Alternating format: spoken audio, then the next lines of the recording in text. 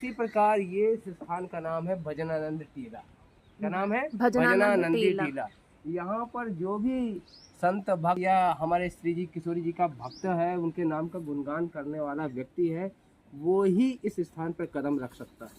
सबसे पहले तो ये है कि जब तक आप श्री राधा रानी का नाम का सुमरन नहीं करते हैं और कुछ भी लेते हैं, पर किशोरी जी का अगर नाम का गुणगान करते हैं तो आपको ऑटोमेटिक ये स्थान अपने आप खींच लेगा, किसी के माध्यम से भी खींच लेगा, और आपको आना मजबूर हो जाएंगे इस स्थान पे आने के लिए, क्योंकि ये पूरा भजनानंदी टीला है। आप राधा नाम का सुमरन करते हैं। राधा नाम का सुमरन माने किशोरी जी अपनी नित्य लीला के जो निकुंज के स्थान है, उन स्थानों पर तुरंत ले जाते हैं और ले जाने के बाद उसकी दिव्यता का एहसास भी कराते हैं।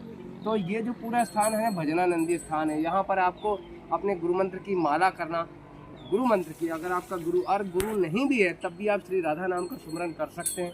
इस स्थान पर हमारी किशोरी श्री राधा रानी अपने अष्ट सखियों के साथ सुबह ब्रह्म मुहूर्त से पहले स्नान करने आती हैं। आज और अभी भी इस स्थान पर स्नान करने के लिए किशोरी हमारी श्री राधा रानी आती हैं।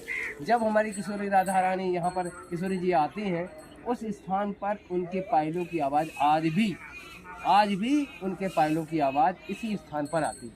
और जब किशोरी श्री राधा रानी इस स्थान पर आती हैं, किशोरी श्री राधा रानी यहाँ पर किशोरी अवस्था में हैं, तो इस समय जब वो आती हैं तो उनकी पायलों की आवाज़ बहुत तेज़ी से होती है। और वो जो यहाँ पर दिव्य संत समाधिस्थ हैं, कुछ दिव्य संत यहाँ पर निराकार रूप में निरंतर भजन में लीन हैं।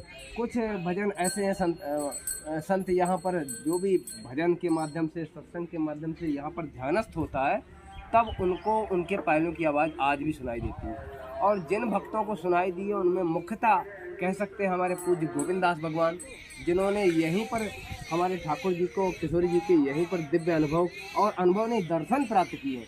और दर्शन प्राप्त किए हैं तो दर्शन के बाद उन्होंने ही, किशोरी जी ने ही उनको बताया कि उनकी नित्य निकुंज लीला का एक दिव्य स्थान इस धरती पर छुपा हुआ है। भक्ति के अनुसार ये छुप गया था, फिर उन्होंने बताया गया और उनके अनुसार इस घाट को खोला गया।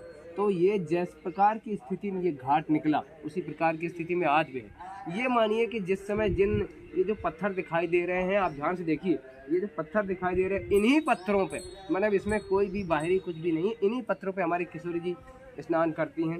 इन्हीं पत्थरों पर बैठ के किशोरी जी तब और आज भी इसी स्थान पर किशोरी जी अपनी नित्य लीला का एक प्रमुख मतलब जो है लीला स्नान की है, यहाँ पर स्नान करती है। हमारे किशोरी जी के जो गुरु हैं, वो गुरु है सूर्य भगवान।